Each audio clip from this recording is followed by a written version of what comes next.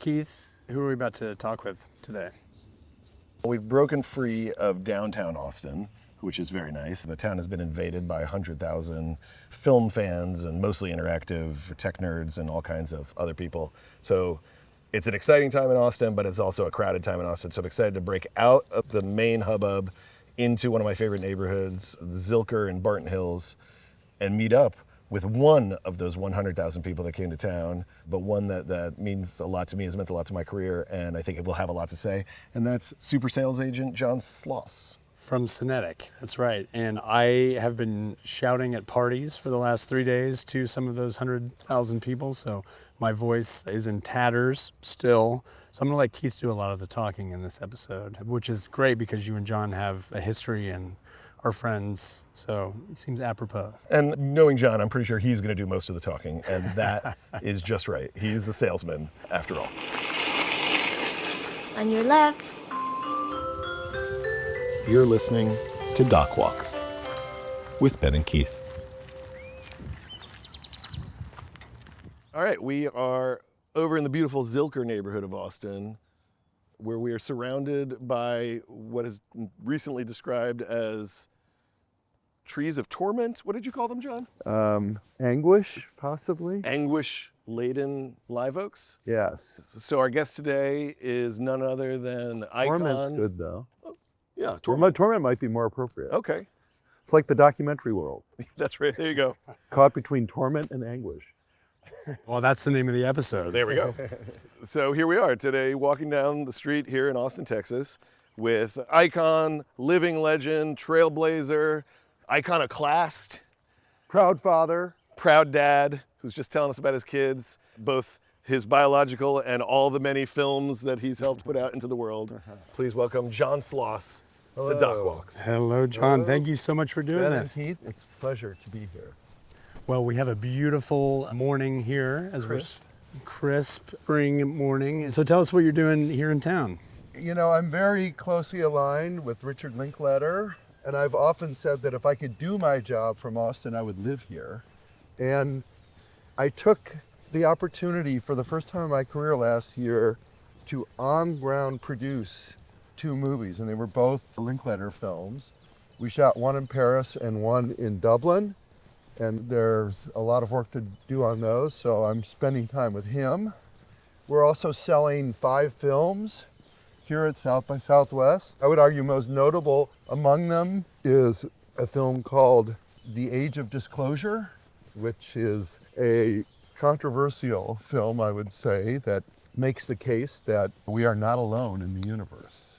Wow. Okay, so this is the UFO doc I've been reading about. Yes. Yes, well, indeed. we'll come back to that. So you have Okay. 5 films here, and for longtime DocWalks listeners, you're gonna have to go all the way back to episode 2 to remember our conversation about what is a sales agent. And so, Who was on that? I hope it wasn't Josh Braun.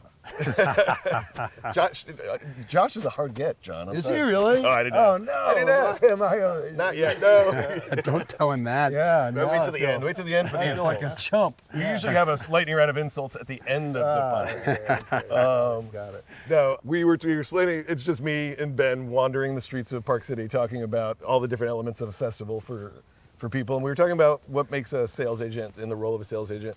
And so for people listening, that great intro of John Sloss is, as far as I can tell, the primary, the most heralded sales agent in independent film history. He is the leader of the team at Cinetic Media.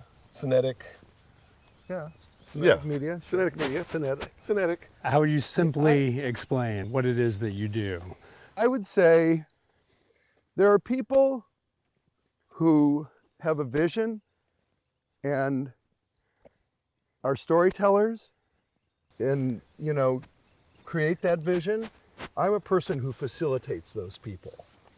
I've always said until I have sufficient passion to tell a story myself, the best use for me is to facilitate people who have that passion. And John has been representing independent filmmakers, including myself, Richard Linklater, Kevin Smith, for many years. And I wanted to go back, if you didn't mind, to the very beginning, the origin story. I'd be happy to talk about that. How far back do we want to go? At least to John Sayles. Okay, so I went to college at a time before VHS, when you saw repertory films from film history in an auditorium in a film society. I went to the University of Michigan, which had a lot of film societies, and I got turned on to film very quickly. And I'd say I saw at least one film a day for 4 years. Wow. And that kind of filled in the gaps I had in my film history. At the same time, I'm from a family of salespeople, and that's a lot of fun and exciting, but it's a harrowing existence. And I thought, I need a skilled trade to fall back on, and I'm not very good with my hands, so I decided to go to law school. So having fallen in love with film, having become a lawyer, I said, okay, I'm going to go to New York, not Los Angeles, and try to figure out how to be an entertainment lawyer. That wasn't apparent, so I took a job on Wall Street, and I was a corporate lawyer for 3 years, and then got the lay of the land, and then I sent my resume out and became an entertainment lawyer. I realized very quickly upon becoming an entertainment lawyer that you eat what you kill. Especially in New York, it's not like the Hollywood system where being an entertainment lawyer is like shooting fish in a barrel. You really have to scratch and claw. And at that point, I was playing a lot of pickup basketball, and I got in a pickup basketball game with a guy named John Sayles, who many of your viewers may not even know, which is kind of amazing. It's kind of amazing because he's a legend. He's an a icon. legend, and he was the Paul Thomas Anderson of his day. He was at the birth of independent film. He was the icon. And where in his career does your basketball intersect? He had just made 8 Men Out, I think. Okay, awesome. And Brother from Another Planet. I wasn't on those. The first one I was on was Matewan, where you can see me in the background in West Virginia in the church scene yelling, "Praise Jesus." With Will Oldham, one of my favorite musicians. There we go. Chased off the pulpit by John Sayles in that scene. I'm right behind Mary McDonnell, I think over her right shoulder. And then I went to him after that film and I said, I negotiate all day with financiers and distributors, and I don't see why it isn't better for me to go and try and raise the money for your films than for you, because you don't like doing that. You'd rather just focus on producing films. And I had observed this sort of inefficiency that the producers who were getting films financed were the ones who were good at raising finance, not good at necessarily developing material or finding the right filmmakers to align with. John Sayles and Maggie Renzi, his producer, said, we would love to not have to go out and raise money for our films, so feel free to go out and try to do that. And I did, and that was the film City of Hope. And we raised the money for that. Then when it was done, we had to sell it. And I said, oh, I have an affinity towards sales. Why don't we take it to a film festival and I'll be the point person on selling it. So I started doing stuff like that that wasn't strictly the practice of law. And so that was the birth of Cinetic. That was the birth of Cinetic. And what did you, like, was there a moment in there as you were transitioning from entertainment attorney to, were you an executive producer or producer? I was an executive producer. I said, it's funny because at that point, this is a true story. At that point, I was a partner in a huge law firm because I'd become an entertainment lawyer, and then a big San Francisco law firm came and bought my entertainment law firm to be its New York office. And so I was a partner in a firm that had Bank of America and Fujitsu as clients. And I had said to them, because I had said to John Sayles and Maggie Renzi, I'd like to get an executive producer credit because I want to advertise to the industry that I'm willing to do more than the average entertainment lawyer and maybe attract clients by doing that. They said, sure, of course. And I still practice law, but I do have this other area of focus. We have a law firm at one end, but we also have a finance group, we have a sales group.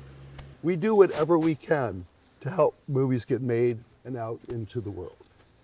And now you've gotten into management. You've always been deeply involved in your clients' careers, and it seems like a natural extension. But I don't think it was legitimized as a vertical for you. It's a branding thing because I've always felt that I, just by my nature, was the sort of most significant person in each of my clients' life, which is odd for a lawyer. Yeah. So I said, really, I'm a manager. And so those early days right there, you're in the hustle and bustle of figuring things out on your own in New York, and you look around at the landscape, and Sayles, like you said, is a godfather of the modern indie movement, but he wasn't alone. Who else did you see out there, and how did you connect? The most valuable, apart arguably from Sayles, the most valuable relationship of my early career was with a current Austinite, John Pierson, another titan of the history of independent film, who many people don't know about. And he was a producer's representative. He isn't trained as a lawyer. Might dispute this, but he really didn't like negotiating deals. He liked picking filmmakers and taking films to festivals and getting people interested. And I became buddies with him, and he's the one who introduced me to Linklater. He's the one who introduced me to Kevin Smith. And he was an interesting guy who would discover all these filmmakers, Michael Moore, Spike Lee, people like that, and he would take their films and start their career, and he would not necessarily cling on to them, which is very unusual and selfless. And Errol Morris, too. Wasn't he involved in the Thin Blue Line? I actually worked with Errol Morris before he did. I was the lawyer on Thin Blue Line, oddly enough. And we should stop here and say we are going straight up a very steep hill, which is why we are all Wheezing and coughing. wheezing. Yeah. Yes, Yeah. gasping for breath here. Yes, We all through do. my paces. That's right. We're getting our steps in, moving the blood. Yep. So that's the origin story. John came up at a moment in time where he saw an opportunity and seized it. I think I was in the right place at the right time. And so what have you seen? What's the big difference between the indie boom of the 90s, the turn into the digital age in the 2000s? Here's what I will say. I was at a think tank a few years ago, and they all went around the room, and everyone talked about their vision for the future and what their new company was going to do, and all these tech people and film people. And it got to me, and I said, of everyone in this room, I think I'm the closest to the creators. And more, I'm liking that position, which is to say that the way films are consumed, whoever's financing them, that all changes. But the people creating and storytelling, as long as they're protected by copyright, they're really the scarce resource. So that hasn't really changed. Obviously, the buyers and the landscape and how content is consumed has changed radically. And how are you keeping up with that? How Cinetic? By pivoting, Yeah. by being agile, which is what we are. Okay, I'm excited about people who were in the shoes that Ben and I were in 15 years ago, 10 years ago, at the start of their career, maybe working on their first feature or their third short or something like that. And people always say, oh, you got to have a sales agent. You got to have a sales agent if you get into a festival or to get into a festival. How does somebody engage with Cinetic Media? Well, they don't have agencies, they don't have managers.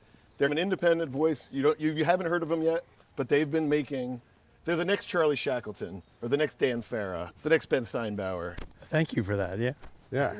I wish more of them existed, but the agencies are so good at ferreting out these people early on and trying to grab them that there aren't that many of them, to be perfectly honest. Dan Farah, for instance, the guy who directed the Age of Disclosure, he was talking to one of our management clients, David Gordon Green, and just talking about his film. And David said, oh, you should talk to Cinetic. And I get a call from this guy, and he says, I've got this film David recommended. I want to come to New York and show it to you.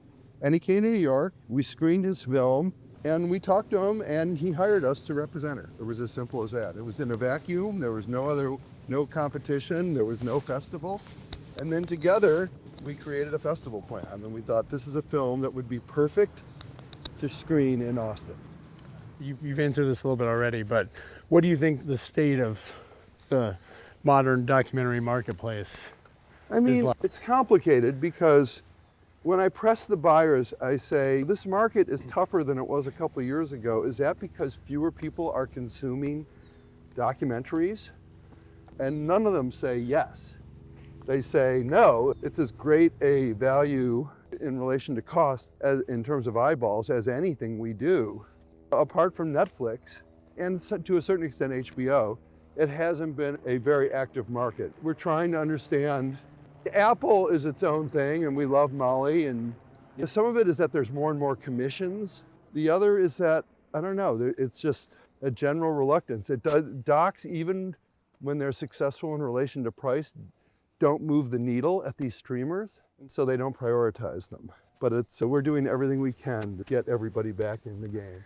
Yeah, I mean, even when there's something like a Will and Harper, for example, that does very well commercially for something like Netflix that has celebrity, that's about a hot button issue, Right. gets not on the shortlist nomination, but It did get a short list. Oh, it did? It didn't get nominated, but it was on the short list. on The the other film I sold at Sundance last year, Superman, about Christopher Reeve, did not get on the short list. Ah, okay, gotcha. But like even a film like that, you're saying Netflix doesn't necessarily look at as being a priority or a moneymaker. I mean, Netflix still does. It's really more the others. I see. It's more Amazon. Amazon needs, there's no reason why Amazon shouldn't be a more active doc buyer. We're kind of scratching our head about that. I mean, they did pay $40 million for Melania Trump, so I guess that makes them an active doc buyer, but that's another matter altogether. Yeah. We should maybe stay away from that one. Right.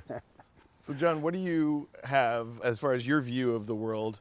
Again, focus on emerging filmmakers who are developing something, who are out actively trying to pursue independent equity, weighing the option of going straight to a streamer, trying to turn a development process into a commission process, or staying kind of the indie route, which will lead them closer to what you're known for. Do you have thoughts on that to share? Yeah, the real imperiled sector is the discovery scripted sector, because however stressed the doc market is, the scripted market, the streamers do not come to Sundance looking for discoveries. There are the Neons and the A24s of the world who still do, and need, because those films need theatrical release in order to really make an impact. So by comparison, documentaries are in better shape, and they're probably a better equity investment in general. They're still not up where they used to be or where I think they should be. But I would not discourage people who are interested in being in the industry and understand the inherent risks from putting equity in documentaries, especially if they're sort of, political documentaries are challenged at this point. We have a documentary coming up for sale soon about E. Jean Carroll. Oh, yeah. The woman who got an $84 million judgment against Donald Trump. I'll be very interested to see. It's an extremely good film. I'll be very interested to see what the buyers think of that. We're getting close here to the end of our walk. You only have a few hours left in festival land yourself before you jet back. Off to Yeah. New York? What are you excited to kind of wrap out the festival with? Margaret Brown has her Yogurt Shop Murders episodic screening at noon. I'm excited about that, and Rick's going to do a talk with her afterwards. I'm doing a panel this afternoon about production in Ireland, of all things. And we have a Carl Lewis film, which premiered earlier in the week. We have Selena, which we're selling out of Sundance. There's a Mark Maron doc that premieres tomorrow. We're selling that. And so anyway, I'm excited, obviously. I love Austin, I love South by, and I love film. So what's not to be excited? Yeah, that's great. To wrap up, what would be your advice to an up-and-coming, just starting documentarian? I think you need, it's a commercial art form. You can't create stories in a bubble. You have to pay some attention to what people are willing to consume, and you have to scale your film accordingly to that audience. And if you're going to make something on spec, then you need to probably find a sales agent and align with them as early in the process as practicable. That's great. I love that. John, this was a treat. Yeah. Thank you. Okay, Ben. Yes. Appreciate you. Keith, as ever. Yeah. We'll be bumping into you at Margaret's screening as well. Okay, good. And I can't wait to see Age of Disclosure. And I can't wait for you to see it. You got to tell me exactly what you think. Yeah, I'll do it for sure. All right. Thanks, Thanks, John. guys. Excellent. Thanks again. So that was John Sloss. That's our friend John Sloss. That was a great walk through Zilker and just talking about, I loved hearing the origin story of how John got started, but I think maybe even more important is getting his view of the landscape right now, because he's got a unique view that, I think people would pay to get into a room to hear his advice. Oh, absolutely. And him coming up with Linklater and John Pierson. And I mean, those guys are godfathers of indie cinema. So I feel very lucky that we got to talk to John. And let's see, next week we have an episode of just the two of us. Well, that is what's happening next week, but this week we put out a bonus episode. I don't think we've ever done that before. How could I forget? So that's another one of these South by Southwest peeks into the community here in Austin. Join Ben and I at the episode's called The Watering Hole. It's at the AFS party during South by, and we talked to basically all our friends. Yeah, and, Austin Film Society showed up, and we were there to kind of catch them. wearing headphones and all, looking like total dweebs with our friends making fun of us. But we recorded it just for you guys. We hope you like it. And Y'all check out that bonus episode at The Watering Hole with the Austin Film Society. And next week, as Ben was alluding to, it's just the two of us once again. like the song, we go on a walk, we talk about spring being in the air, and I think we get into new formats and the overall landscape that we're seeing for the documentary film community right now. Not surprisingly, Ben has different ideas than I have about the future of our industry, but we chat about what's coming, who we are, and how we're going to fit in. Maybe you'll find your way to fit in next week's episode. I think it's called Spring is in the Air. Oh, look at that. It's very poetic. I'm proud of us. Thanks for sticking around. We'll catch you next time on DocWalks. DocWalks is produced, created, hosted, edited by Keith and Ben. That's Ben Steinbauer of The Bear and Keith Maitland of Go Valley. With help from our theme music composer, Sam Billen of Primary Color Music. And we have a little VFX help from Go Valley intern Josh Allen and editorial help from Juliana Rios, who's doing a great job. Yeah, yes, that's right. You're doing great, Julie. Thank you so much. Okay, appreciate y'all. See you next time. Follow us at DocWalks Pod on Instagram, X, and YouTube.